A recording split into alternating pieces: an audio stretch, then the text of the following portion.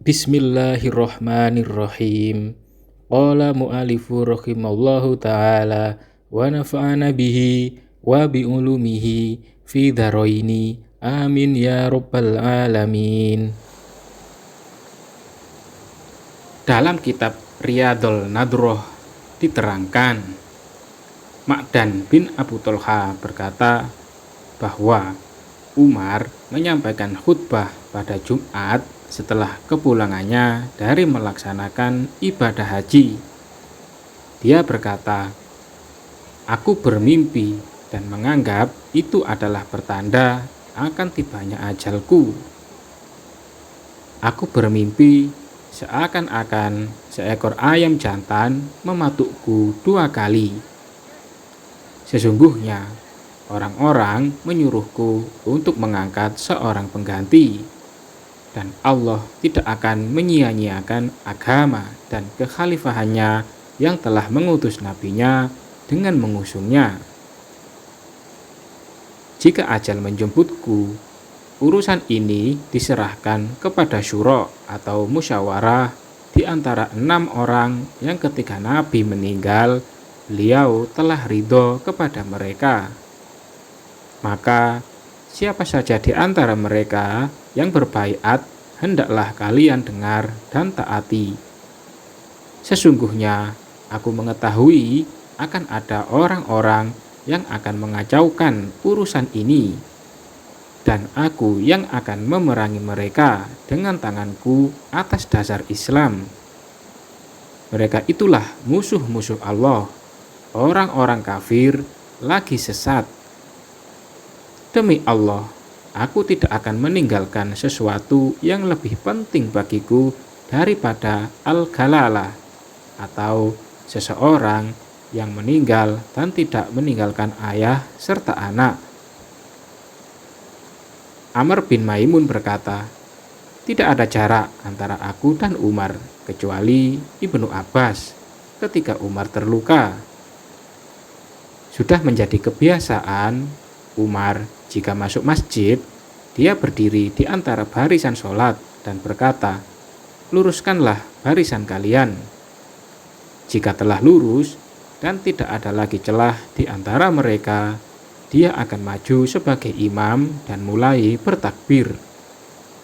Saat itu dia membaca surat Yusuf dan An-Nahl pada rakaat pertama. Lalu aku mendengar Umar berkata, 'Aku telah dibunuh oleh anjing,' atau 'Aku telah dimakan oleh anjing.' Dia ditikam di bagian bahu dan di pinggangnya." Ada yang mengatakan orang itu menikam Umar di bagian punggung sebanyak 6 tikaman. Setelah itu melarikan diri.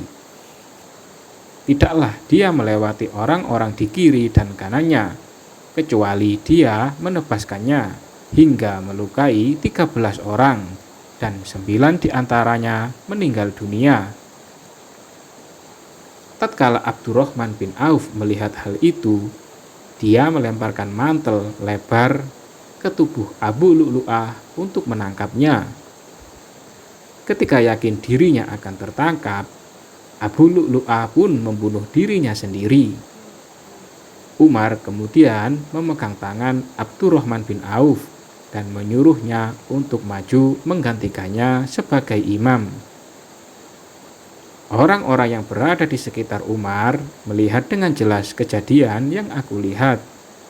Sementara orang-orang yang sholat di sudut-sudut masjid tidak mengetahui peristiwa yang terjadi, kecuali tidak mendengar suara Umar, hingga mereka pun mengucap, "Subhanallah, Subhanallah." Lalu Abdurrahman bin Auf mengimami mereka sholat dengan bacaan yang pendek. Umar berkata kepada putranya Abdullah bin Umar, "Bergegaslah kepada Ummul Mukminin Aisyah dan katakanlah bahwa Umar mengucapkan salam. Jangan sebut Amirul Mukminin, sebab hari ini aku bukan lagi pemimpin mereka.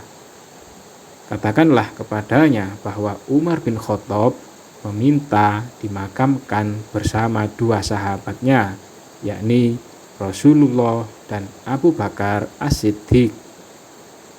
Abdullah pun mendatangi Aisyah seraya mengucapkan salam dan meminta izin untuk masuk. Lalu dia mendapati Aisyah tengah duduk dan menangis. Dia berkata, "Umar bin Khattab menyampaikan salam untukmu dan meminta agar bisa dikuburkan bersama dua sahabatnya." Aisyah menjawab, "Sebenarnya aku ingin memakainya sendiri, tetapi hari ini aku akan mengutamakan dirinya daripada diriku." Begitu kembali, Abdullah bin Umar memberitahukan hal itu kepada ayahnya. Umar berkata, "Tolong angkat aku." Seorang lelaki menyandarkan dia di tubuhnya. Umar bertanya, "Apa yang engkau dapatkan?" "Seperti yang engkau inginkan, wahai Amirul Mukminin. Dia telah mengizinkanmu," jawab Abdullah. Umar berkata, "Alhamdulillah, tidak ada yang lebih aku pikirkan daripada itu. Jika aku meninggal, bawalah aku kepadanya. Ucapkan salam dan katakanlah bahwa Umar bin Khattab meminta izin masuk. Bila dia memberi izin, masukkan tubuhku. Jika tidak, kuburkanlah aku di pemakaman umum. Sesungguhnya aku takut bahwa dia mengizinkanku karena kasihan." Ketika Umar diusung, kaum muslim seolah tidak pernah mendapatkan duka yang sangat mendalam kecuali pada hari itu. Lalu Aisyah mengizinkan Umar untuk dikuburkan bersama Nabi dan Abu Bakar radhiyallahu an. Demikian kisah ini diceritakan agar bisa mengambil ibrah bagi kita semua. Wallahu a'lam bishawab.